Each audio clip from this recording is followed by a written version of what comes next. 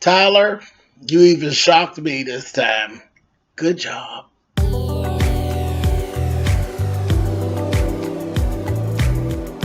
I'm like, come on through, Cookie. I'm going up on my soapbox. That's basically it. Let's talk about drag and all its forms.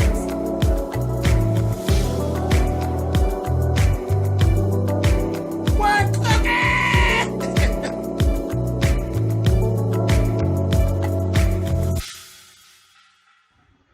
Hey guys, thanks so much for clicking on the video. This is my review for season 4, episode 11, which is the mid-season finale of the Have and the Have-Nots.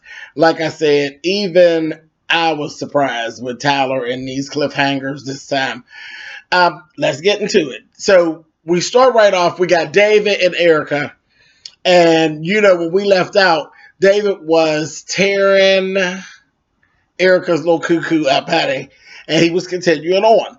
But the only problem was crazy-ass Ward was standing behind the bed watching with an attitude. So he ends up going and hiding in the closet. Erica basically makes David stop mid-stroke. I don't know what that's all about. But he was, you know, apologizing and trying to figure out if he was hurting her and this, that, thing, and the other. And she's like, no. I think we just went too, this is just too much, too fast. Good luck, girl, because that's the type of shit right there that'll get you punched in your eye, honey. You know, those are where those little rape cases come up where it's like, well, we were doing all this, and then she said stop, but, I mean, we were already all the way here. David was nice and grown up, honey, and he stopped. That was a mess, a whole mess. But anyway, so David gets up, and she tells him she wants him to leave, but she's going to call him. You know, he's like, well, damn, you know. And she's like, no, I'm going to definitely call you. He's like, I'll be waiting your call, you know, whatever. So he left. War comes out of the closet. They start talking. When they begin talking, then I hate to be the one to tell y'all that I told you so, but I really did tell y'all so. I told you that stinking whore has some type of an issue, and the issue, it was everything I said. She's fucking around with War. He's her man. They in cahoots together. She's jealous of Candace, and she's been setting Candace up. Everything that I said. Now, I did like you, Erica, but now I'm probably not to like you, bitch, because you ain't shit. And then she flip-flopping back and forth in the conversation. Part of the conversation, she's in there, she's trying to explain to him that Candace is not the one that actually set him up with the drugs, that Mitch is the one that did it. He don't want to believe it because he wants to be mad. He wants to go ahead and kill Candace. You know, he's just so angry with her and he just can't. Candace has gotten to a point with War where he feels like he can't totally control her. And the loss of the control infuriates him. And he's just mad and he just wants to kill Candace, just in general. He's kind of on that same where Quincy was with Candace. And that's just a flaw in their goddamn personality. Old crazy ass motherfucker. So Erica had the nerve to actually offer him to get on in the bed and jump on in her old nasty pussy that David just got out of. And he gonna say, I'm getting in there with you, you know, after you just got up with him all on you. She's like, well, I'll go take a shower. But the whole thing is that you were ready to play gangbang, bitch. You was ready to let him get up on you. 2 dicks, no soap, no ma'am. Anyway, that's a mess. I'm surprised he didn't just rape her though. You know how he did. I was surprised he didn't jump on in there and try to stick it in David while David was still in the bed. Fucking weirdo. Anyway, moving on. He actually got a call while he was standing there talking to her that let him know where they were staying. Where Hannah was staying. So that was that. Next we go over to Candace and Charles. They still going back and forth. And it's a weird conversation. You know, he's pissed off at Candace. Candace got him right where she wants him. She's telling him, he told her, you messed up the best thing that you were ever going to have going. Well, first of all, you had let her know beforehand that this was going to be a one-time thing and y'all would never be a couple and this kind of thing and all of that. So what are you fucking talking about, Charles? You're talking in circles. He really does. He talks in circles. He's full of shit. You have done whatever it is that you wanted to do, and now you backpedaling and pussy popping is what you're doing. But you done fucked up. She got this information. She's telling him, she says, I like this. I like this just like it is. This is what it is. I ain't messed up nothing. Ain't nothing messed up. What you're going to do is take your ass and do whatever it is you need to do tomorrow. Do your little debates and all of that. Then you bring your little ass on back here. And I want you naked in the bed. Drink, get drunk, so you can fuck me real good, because I want you drunk, and be in here waiting on me tomorrow evening. I'm not going to do that. That's not going to happen. She said, yes, it is. Yes, it is. She said, and you know why? Because you like this. She said, see, I got you. You are a person, you want to have power, but you don't really want it. You just want the power on the outside, but when it comes to behind these closed doors, you want to be submissive. Even a little bit of a bitch at times. I said, oh, okay. She just dropped that thing right on him, and that motherfucker looked at her. She said, now, I want you to strip for me. Get on over here and get naked. That motherfucker sashayed himself right on over there and started kissing her. I said, oh, no shit. I told you it was like taking candy from a baby. Honey, she done squared back on that meat, honey, and got you all fucked up. You go on, Candace. Bitch. Anyway, so next we see that old fine ass Mitch. Mitch done got in contact with Benny. He's out. Benny tells him where he's at. He comes down to the hotel. In the midst of all this, Mitch is doing too much talking because, again, remember, Mitch is from a type of family where everybody knows everything. And your parents are the ones that get you out of all the shit. So he can't even fathom why it is that Benny won't just give Hannah the information she's asking for. He's like, that's your mother. Tell her, because see, his mother and grandmother comes and shuts shit down. He ain't worried about it. His mother needs to know what's going on with him, because when shit happened with Mitch, Mitch's mother is the one that might pull up with the motherfucking Uzi to straighten shit out. So he can't even understand you not wanting to tell your mother what's going on.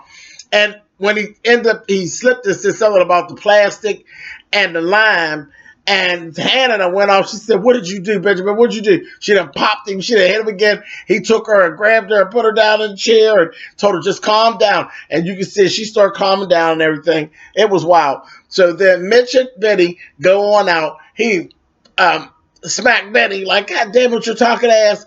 Benny ends up talking him into, he said, you need some legal counsel that you can have on hand. You got to go see Veronica. It's just the way it is. So he's like, no, hell no. He makes him call. He ends up calling Veronica. This bitch is like, who is this? She trying to play games.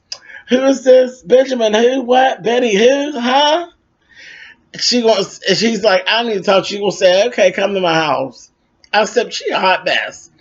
So they go on over to the house, and Mitch is outside. Benny goes on, and at the time, Jeffrey sees Benjamin pulling up, and he's like, what the fuck?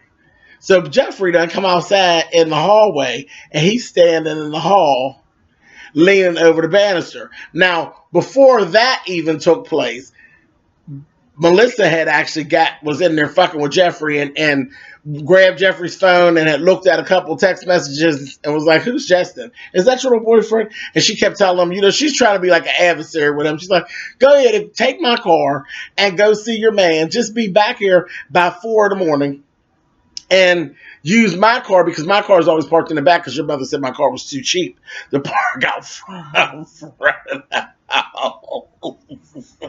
That fucking bitch is terrible. So he's like, just leave me alone. Jeffrey just being a bitch. He just leave me alone. I was like, oh, girl. So anyway, so they go through that, and then her phone actually rang, because she had gotten to bed. Her phone rang, and she got a phone call. It was her mother. And I kind of knew exactly. I had this feeling of exactly what that phone call was that time of morning with her mother. So after that, Jeffrey went out in the hallway and he's listening. Child, there's a whole thing going on downstairs. Benjamin's steady telling Veronica about, well, I got a friend that has this problem, that problem, that problem. He basically admits everything to her about burying the body. He didn't kill anybody, but buried the body. What should the friend do? Honey, she told him, well, what the friend should do, you stop calling yourself the friend. And what you need to do is get on over here and bang this motherfucking box out, honey. She had took her foot, putting it up there, messing with the meat, honey. And he's like, I'm not doing this right now. She gonna say, yeah, you are. You're gonna need my help. So you need to get over here and get this pussy. Get it and get it now. And he was giving her, he said, see, I knew not to come over here. I don't have this to do. He backed away, walked on out and left. Veronica coming up the steps. Jeffrey looking at her. She gonna say, oh, so you eavesdropped too, bitch? And Jeffrey's like, you should be. He said, aren't you ashamed? She gonna say, ashamed for what? No, I'm hetero. What in the fuck do heterosexual have to do with begging for young dick that you can't get, Veronica, bitch? And Jeffrey was like, you're useless. And she's like, you go in that room in there with Melissa. You do that. He goes back in the room. He tells Melissa, because Melissa ain't out there, so I guess she's in the bathroom. He tells her, I'm getting in this bed, Melissa. I'm not laying over that chair. That chair's uncomfortable. And when you get in this bed, don't be talking to me and don't fucking touch me. So Melissa gets in the bed. She comes out and she's like moping. And I was like, something going on. She gets in the bed and then she says exactly what I thought she was going to say. She said, Jeffrey, my dad died. Now at this point, I'm waiting because the dad is dead. Veronica ain't paid the medical bills. And you done talk shit about how you didn't pay the medical bills. I'm waiting on motherfucking Melissa to turn it at this point, okay? So Jeffrey's like, yeah, whatever. He's like, I don't think he actually really even processed what she said. I think he just was like, he's like, I'm sleepy. And I think he was just over it and just didn't really hear what she said. Then he gonna say, well, wait a minute. Did you pee in this bed? Why is this bed wet? Turn around, he pulls the covers down. Melissa done slit her damn wrists. And the goddamn blood is everywhere. And Jeffrey jumped up. I'm like, oh, damn, Jeffrey. Not another body. God damn. So that was that. Then that's it. So that's the cliffhanger there. He left us hanging right with that. Okay, so let's talk about the criers for a little bit. So Jim ends up, after Candace separates from, she didn't finish fucking around with Charles, sends him back to his room. Jim ends up calling Candace, and he's basically trying to set a date up with Candace. And Candace is like, get off my phone and go away from me, you fucking weirdo. And he's like, this, that, and the other. He's asked her, well, what's your, I need to know your price. I just want he wants some of that black box. That's what he's telling her. Like, I'm not trying to argue and fight with you. Shit, I'm so tired of all this shit going on. I just wants to get me some of that black box. How much is it going to be? She going to say, okay, well, $10 million. Give me $10 million and we can get down. He going to say, no. I ain't interested in your blackmail rates. I'm just interested in your black box rates. And she's like, fuck you, Jim. Have a great evening. Click. So she's not buying the bait. So that's not going to be so easy, Jim. So after that, Jim ends up calling.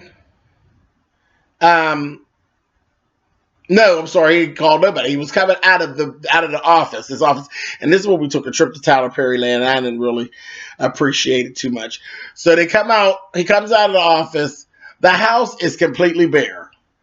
Completely bare. There's not furniture, pictures, table, nothing. Flower, nothing. The house is completely bare. She is literally in the middle of the night cleared the house out. And he's like, Catherine, come downstairs with this badass white suit on and this cute white purse. And she's like, what, Jim? I asked you to leave. You didn't leave. So now I'm going to leave. But I took everything. I'll sell this house for $5,000 if I have to, just to get rid of it and get rid of you. And he's like, this is not the plan. We need to be together when all this stuff comes down. This, that, thing, and the other. She was like, listen, whatever comes up, they'll have to come find me over here and you over there because I'm fucking out of here and I don't want to be bothered with your ass no more. So I was like, okay, now all of that was cool. How she cleared the house off, that was fierce and that was very dramatic. But it was bullshit because nobody's moving that quietly in the middle of the night while you're in a room. Come on, Tyler. You pulled that. We needed another day in there to pull that stunt. It would have been fierce if there had been another day in there. So I didn't like that at all. That was lazy and that was trifling. And I'm going to also say I don't really understand the cliffhanger of Melissa slitting her wrist. For what? For what? Why would you? I mean, I understand the grief of your father being dead, but why are you slitting your wrists? Your mother is fine. You and your mother can make it with whatever. Y'all can figure it out. That slit, you just got freed of Veronica. You now can go downstairs and tell Veronica, bitch, kiss my motherfucking ass on the pink part, bitch. So I didn't understand that, but I'll roll with you. Okay, so that's that with them. Let's talk about the damn Wyatt. Wyatt is over there and finally the folks show up from the rehab center. 3 folks just show up. They got a social worker with her. That bitch, first thing she come in, she asked for about money, payment, and he just said the credit card's over there. They write that shit up. They get them together, talk about doing the vitals and all of this. I'm like, okay, cool. And they let him know, that Jeffrey had continued calling to make sure that he had actually made the call. So, he was happy as a lark kind of to figure out that he still, even with Justin bouncing around, he still has Jeffrey dancing to his music. Okay, one thing. I gotta go back over to Jeffrey and Veronica. Gotta go back over there. Back over Jeffrey and Veronica's. Veronica basically did tell Jeffrey, you don't know what you're talking about too, because he basically just sat there and incriminated himself in the murder, so you may actually be able to walk free. That was the other thing. That bitch always got a backup plan for the backup plan. That's one of the things that we love about that bitch, even though we hate her. Okay, so let's go to the pièce de résistance, honey, which was over there at the goddamn hotel. So we're sitting up in the hotel. Benny and Mitch come back. They're having this little back and forth with Hannah. Hannah's, saying whatever she has to say. They give her the rest of the story. Mitch just spilled all the beans at this point. They gave her the rest of the story. And Hannah's like, this is just too much. This is just too much. In the midst of that, next thing you know, the fucking door just gets kicked in. And in enters fucking War and like 4 guys. It's like 3 or 4 other guys with War. I think there might have been 4 of them. And they get into this hole. They're like, where's she at? Where the fuck's she at? Hannah immediately is like, wait a minute. And they got the rumbling. Hannah grabbed Lil Q and she ran into the bathroom and locked the door. And they're fighting. And Mitch is like 9 feet tall. And was tearing their fucking asses up. And Benny crazy. So Benny was getting down a little taste too. But it was Benny and War. And that was the cute part. War can't fuck with Benny. Crazy and all. War can't fuck with Benny. And I think War knew that. That's why he brought all the other people with him. Because Benny was giving War the motherfucking blues, okay? And they was getting it on. And then the next thing you know, like they done beat them, and they're beating them out the door. These motherfuckers see they can't even win, right? All of them. Next thing you know, baby, Mitch was like, no. He grabbed that motherfucking Benny and yanked that motherfucking bed. I said, come on, Mitch.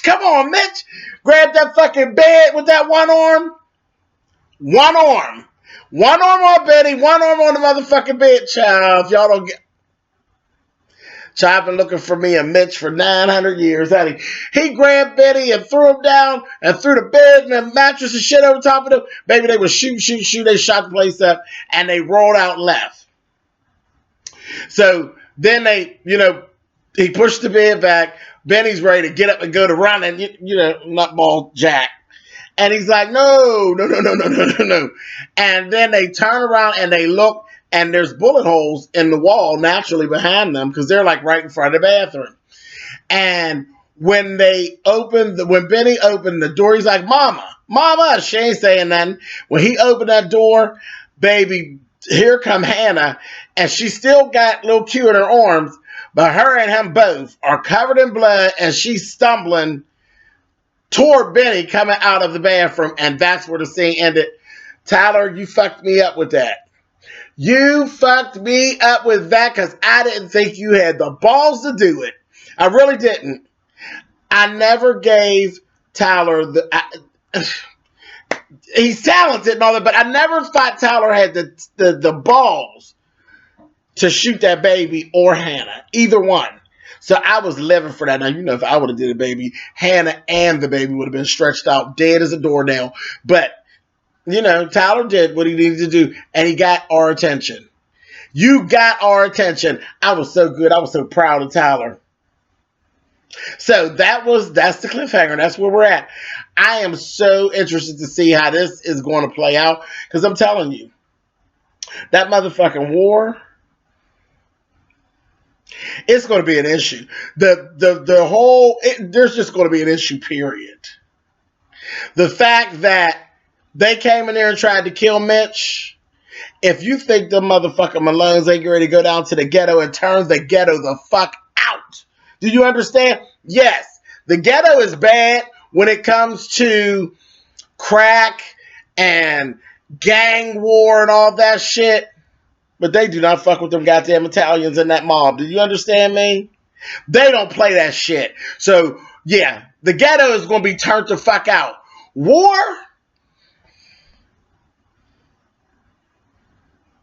You done did something. Even if they don't never die. If they don't die, just either one of them, that baby or Hannah been shot, that motherfucking Benny is going to find war and turn his asshole inside out. You child, Nutball Jack ain't going to take that shit. And I don't even think that Candace is going to be really all that easy to deal with at this point. War might want to look out for Candace too, because that might be the thing to turn her over from. You know, her and Hannah got their thing, and that baby, she loves that baby. She's just stupid. But all of this that is going on, that might be enough to flip Candace's switch from I'm afraid to die to I'm fucking something up. I tell you all the time, don't fuck with my mother, my baby, and my kids. That's it. If you want to get some problems, there you go. There's the blueprint. If you want to see me act out of character, that's the blueprint. The mother, the kids, and my motherfucking money. You'll get your ass tore up. So this is going to be interesting. And Erica, bitch, you just need to watch out altogether, bitch, because your days are numbered, whore. Totally numbered. But anyway, all right, y'all. Oh, and the funny part, when they was telling the whole story to Hannah, Hannah refused to believe that Jeffrey was involved. I'm like, Joe, that's an old crazy kind, honey, that motherfucking Jeffrey. Y'all gonna learn. Anyway, all right, y'all. So I'll see y'all when this comes back on, when the weather gets better. All right, later.